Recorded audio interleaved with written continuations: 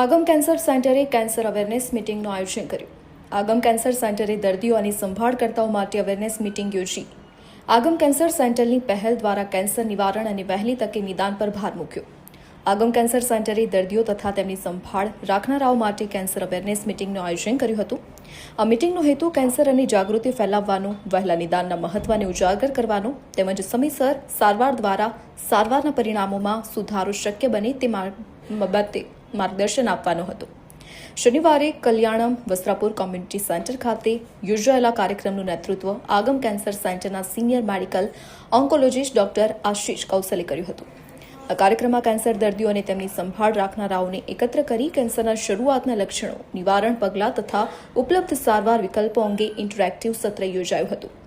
આ કાર્યક્રમમાં દર્દીઓ મારું નામ ડૉક્ટર આશીષ કૌશલ છે. હું આગમ કેન્સર સેન્ટરમાં કેન્સર ફિઝિશિયન છું. આગમ કેન્સર સેન્ટર આજે કેન્સર અવેરનેસનો એક સરસ પ્રોગ્રામ કર્યો છે. અને આપણે બધા જાણીએ છીએ કે કેન્સર ઘણા બધા એડિક્શન, તમાકુ કે એલ્કોહોલના લીધે થાય. કેન્સરની સારવાર માટે આપણે ઘણી બધી નવી મોડર્ન ટ્રીટમેન્ટ આવી ગઈ છે. કેન્સર માટે રેગ્યુલર સ્ક્રીનિંગ જરૂરી છે. પણ આ બધું અવેરનેસ આપણે રેગ્યુલરલી સાંભળતા હોઈએ છીએ.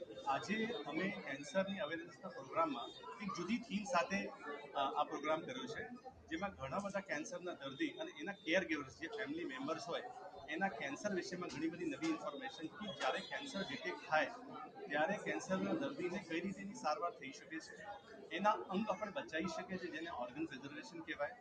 એને કોઈ સાયકોલોજીકલ ટ્રોમા ના થાય, જેમ કે ટ્રીટમેન્ટના લગતા આડઅસર, એમાં ખાસ કેન્સરની કીમોથેરાપીથી જે વાળ ખરી